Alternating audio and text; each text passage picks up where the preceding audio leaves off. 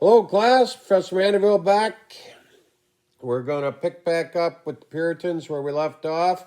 And by the way, one thing I failed to mention, you have a map in your book that will show you where the Maryland colony was on page 63.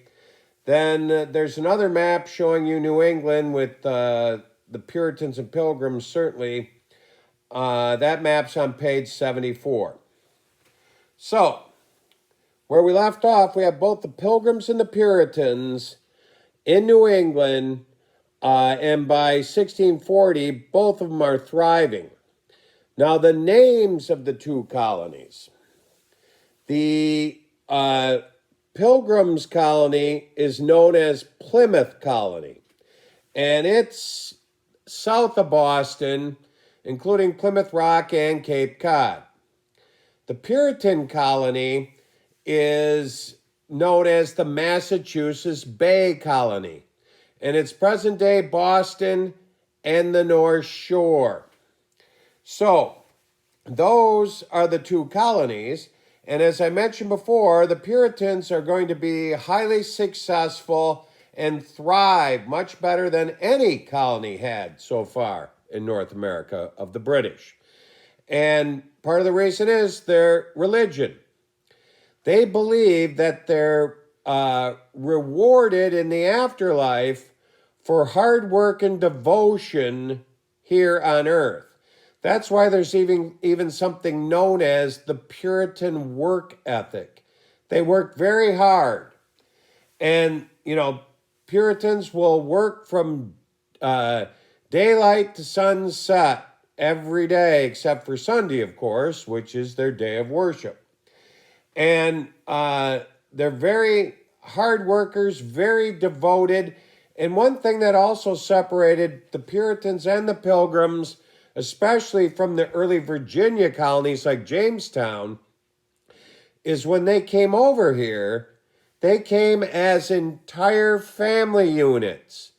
Mom and dad Puritan, the kids, their cousins, their uncles, their grandma, where the early Jamestown settlers were all basically young males who wanted to get rich quick and representatives of the Virginia Company. So, besides having a great environment, they really are united by religion and family, which is a formula for success for them. Now, I want to talk to you about a few things about the Puritans. They were not tolerant at all of other religions. And really, the Pilgrims and the Puritans, even though they were kind of neighbors, they never really got along very well. So they disagreed on most things. And when the Puritans found out that the British government had sanctioned a Catholic colony in North America, Maryland, and rewarded Sir George Calvert for being a Catholic in their eyes, they were furious.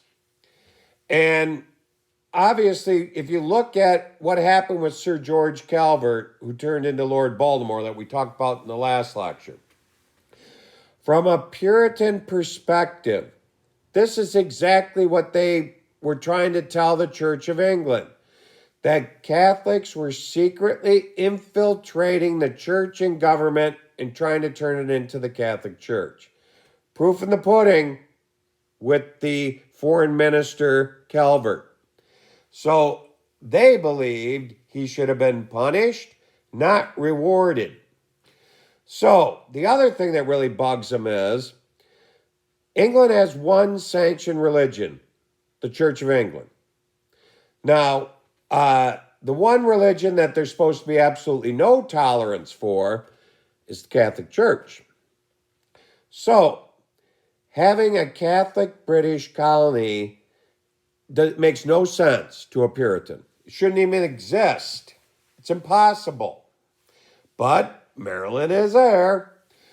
So after the Puritans become established in North America into the late 1830s, Groups of armed Puritans will travel down to Maryland and randomly start murdering Catholic settlers.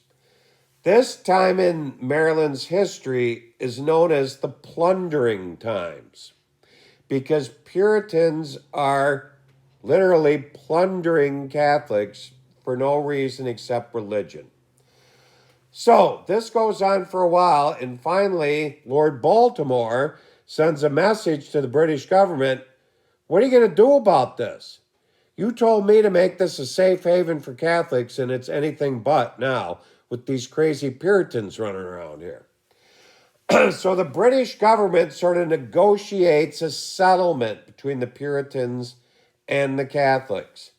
And he has the Maryland colonial government pass a Religious Tolerance Act, where now Maryland is open to all forms of Christianity, not just the Catholic religion, which appeases the Puritans enough to stop their raids on Maryland.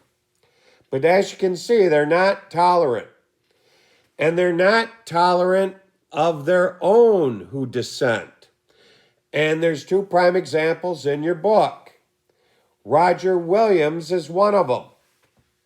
Roger Williams got into several disagreements with the Puritan government, and we'll talk about the Puritan government here shortly, and with the Puritan church. He started a small following behind him who agreed with some of his points versus the government and the church. And ultimately, the Puritans and their church basically told Roger Williams and his followers, you're not welcome anymore, and banished them from the Massachusetts Bay Colony. So they traveled south in New England, and Roger Williams founds another colony, the colony of Rhode Island. And because of the treatment he received, he made a lot of effort to make Rhode Island tolerant of other religions. And in fact, Roger Williams' version of the Puritan religion will ultimately turn into the Baptist religion. So Roger Williams and his followers will start another thriving colony for the British in Rhode Island. Another case of a dissenter being treated poorly is that of Anne Hutchinson.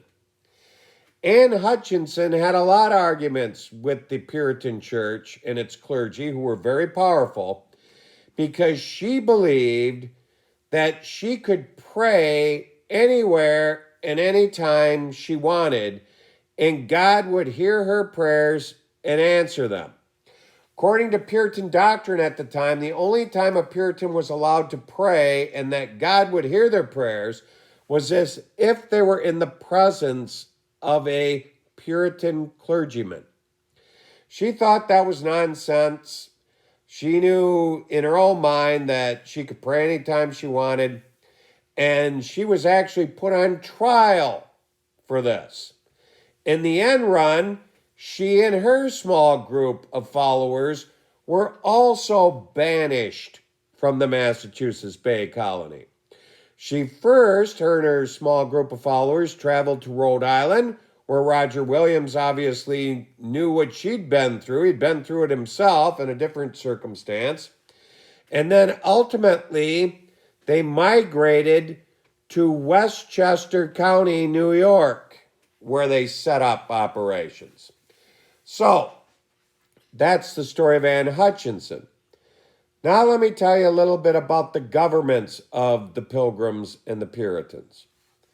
Now, many of you probably studied in grade school or high school the form of government that the Pilgrims formed on their ride over on the Mayflower, known as the Mayflower Compact.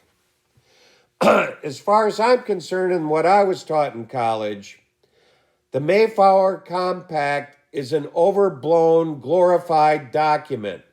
Some people try to claim that it was the origins of democracy in America. And no, it wasn't.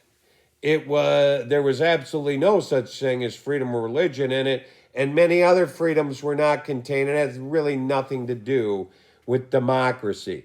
It was, people being dictated to by the church. They formed their own government, but the church had the last call. Now, the Puritans, on the other hand, do have some of the origins of American democracy in the way they set up their government. First of all, believe it or not, the Puritans were the first to believe firmly in separation of church and state. Now, here's their take on it. They did not allow the clergy to hold any political offices because they knew the Puritan clergy was very powerful. Look at Anne Hutchinson. She was banished because she thought she could pray not in the presence of a clergyman, and they threw her out of the colony. They had a lot of power over the Puritans, and they knew it'd be a very dangerous combination to allow these clergy to also be political leaders. So they couldn't be both. There was a clear separation of church and state. Now, also, the Puritans set up a government where they had town governments. So they separated up the Massachusetts Bay Colony into different towns. Each town would have an elected board, similar to towns in New England, towns in New York. Many of you may live in a town. I do. I live in the town of Champlain. We have a board of supervisors that we elect. Now, as the Massachusetts Bay Colony grew, they also created a colonial-wide government made up of representatives of all the towns. And at one point, there were 90 towns in the Massachusetts Bay Colony. Each town sent a representative to a larger legislative body. Now, that is very similar to the organization of the government in Essex County, New York. They have town governments with town boards and a town supervisor elected. Then all the town supervisors in Essex County and all the different towns like, Essex, Elizabethtown, whatnot, they sit on the Essex County Board of Supervisors, which govern the entire county. It's modeled right after the Puritan model. So they did have contributions to American democracy. Pilgrims really didn't. Now, so the Pilgrims and Puritans were thriving in New England, and they're setting up their systems of government and whatnot, and things are going pretty well for them. Now what we want to do is we want to turn our attention back to the Dutch, which now the New Netherlands, which is the Hudson River Valley, as we talked about a few lectures ago. Let me just review that a little bit.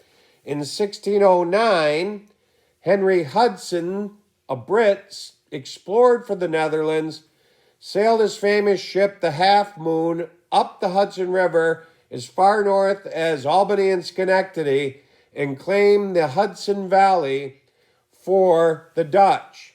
They set up their northernmost fur trading outpost in present-day Albany and called it Fort Orange.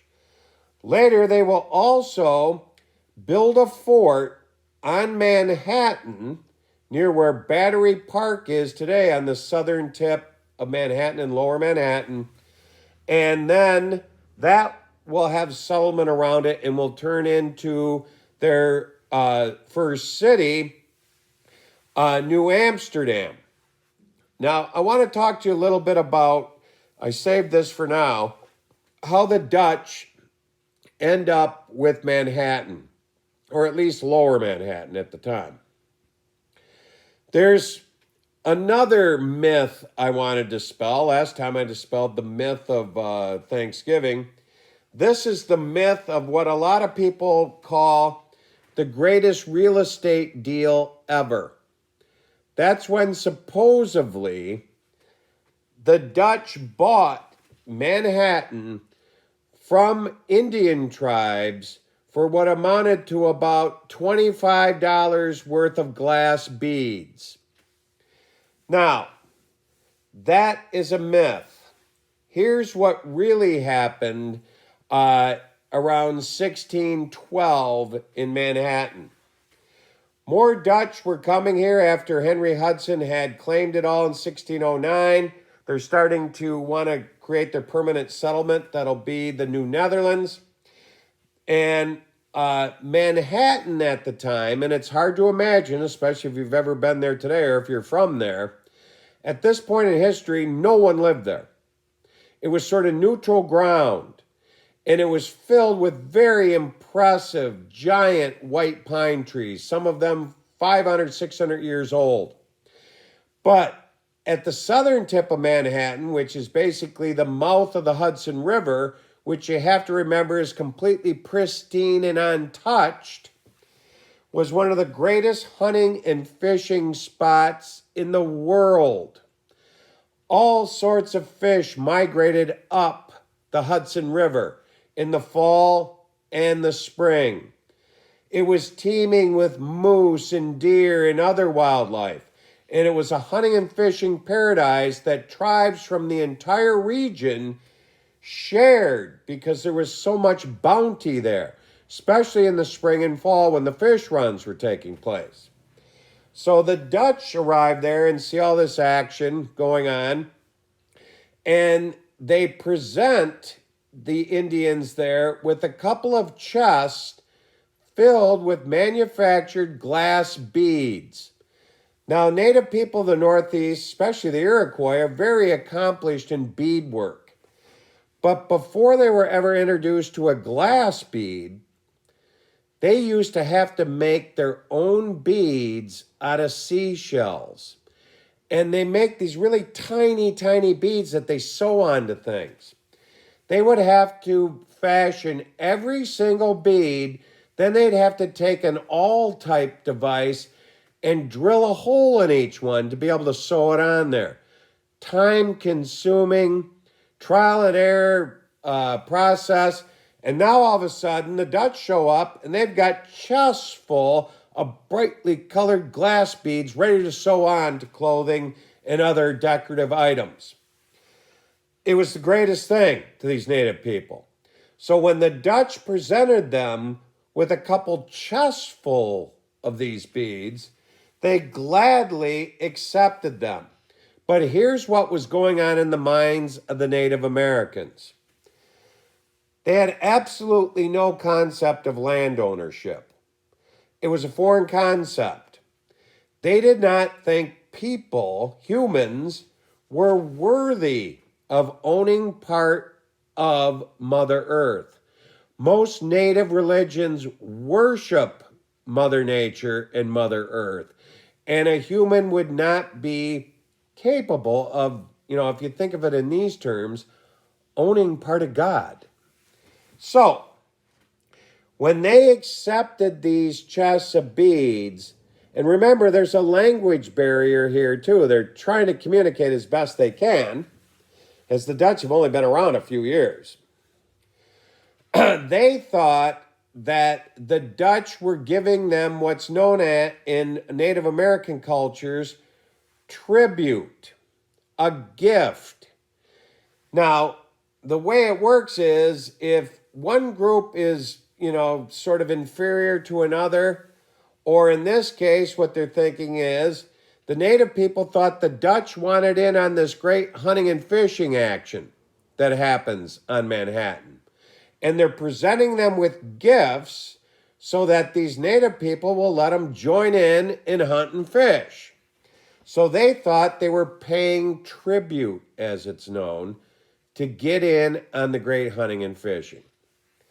Now, the Dutch, who were Europeans and had been buying and selling land for centuries, they weren't hip to this tribute business.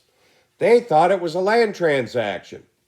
So, when the natives sell them in the Dutch mines, Manhattan, in the spring, when the native people return in the fall, the Dutch are constructing a fort. And they're basically saying, what's this all about? And they try to explain to the native people, well, you sold us this. And the native people are going, we don't have any idea what you're talking about, because they had no concept of land ownership. So it was a clash of cultures. But this established a trade relationship, so the native people tolerated them building a permanent structure there, and they continued to trade, and they got along pretty well together.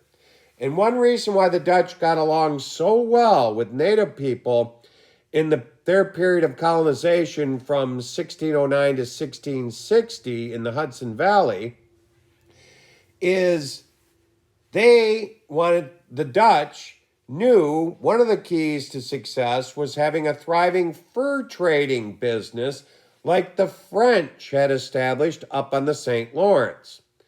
But the big difference is when the Dutch asked native people what they wanted in exchange for their furs that they were going to trade them, especially the Iroquois who they were trading with in the upper Hudson said, we want guns. And the Dutch said, how many? We'll bring you shiploads of them if you got enough furs for them. Here's the big difference. The British and the French in their early colonial days refused to trade any firearms to the native people. They were trying to keep a monopoly on it and keep sort of the upper hand. Because remember, both the French and the British are interested in controlling massive areas of land. The Dutch aren't. They only want to have their colony in the Hudson River for trade purposes. They're not an empire that controls land and people. They control trade. So they could care less. They armed the Iroquois Confederation. But the Iroquois never took up arms against them. They were trading partners. So, Dutch were pretty prosperous. Now, what's going to happen by 1860, though, the British are becoming very successful in New England.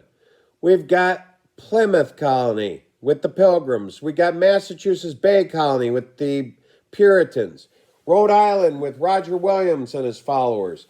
New Haven Colony, and so forth. And the Dutch colony of the New Netherlands, which was the Hudson Valley from Albany south along the river, ends up being an obstacle to the British, because the British are firmly established in New England, and now they're firmly established in Virginia and Maryland and moving northward. But their two colonial holdings were not even geographically connected, because the Hudson River Valley and then the Dutch will also expand into what is today New Jersey. So it separates British holdings. The British colonies in New England are growing fast, and people want to move westward in search of less expensive land they can clear, and now they're coming up against the obstacle of the New Netherlands. They don't want to move into what amounts to another country to them. So in 1660, the British will send in an armed detachment to, a naval flotilla to the settlement of New Amsterdam. The Dutch now have a city there on the southern end of Manhattan, and the naval fleet sails into the harbor, and they send a message to the Dutch settlers and governmental officials in New Amsterdam. And basically what they tell them is, you need to surrender the New Netherlands and New Amsterdam, or we have orders to blow New Amsterdam off the face of the map. And if you don't think we can do it, just look out into the harbor. There's this massive contingency of British fleets anchored out there, all with their cannon trained on Lower Manhattan. They were certainly capable of destructing New Amsterdam, as it was known at this point. So this puts the Dutch in a very precarious situation in New Amsterdam. What do? Do you hunker down and try to fight and hold out against this massive British fleet? Or do you surrender? And it's not like you can pick up your cell phone and call officials in the Netherlands and ask what to do. They're months away as far as getting any communication to them. So they have to act. So they counter the offer of the British and say, we will surrender the New Netherlands to you as long as all the Dutch settlers that are here can remain here if they want to and continue to hold the land that they developed. So now this puts the British commander of the fleet in the same sort of situation. What do? I can't just, radio over to London and ask for advice or orders. So he decides this is a win-win situation. I don't have to fire a shot. They're going to surrender. Oh, well, we already got colonists there, but they have to understand now they're subjects of the British crown, no longer subjects of the Netherlands. So it's sort of a peaceful transition to where the New Netherlands becomes New York and New Amsterdam becomes New York City. And when that happens, this smooth transition, the British will take control of it as a royal colony because it's controlled directly by the British. It's already there.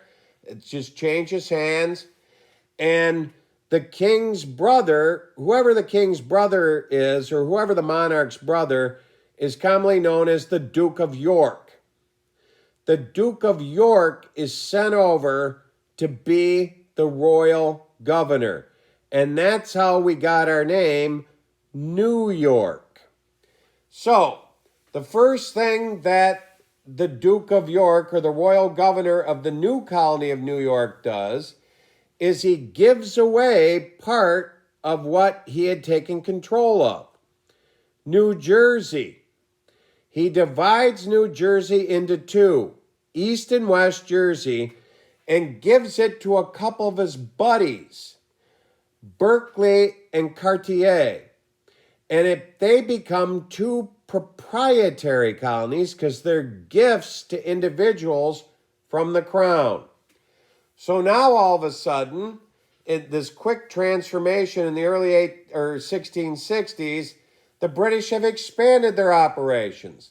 They've got the colony of New York. They've got the colonies of East and West Jersey also. So that's the end for this lecture today. I'll be back shortly with another segment here on what we're studying presently. So let me take a break, get a drink of water, and I'll be back in a few. See you soon. Bye now.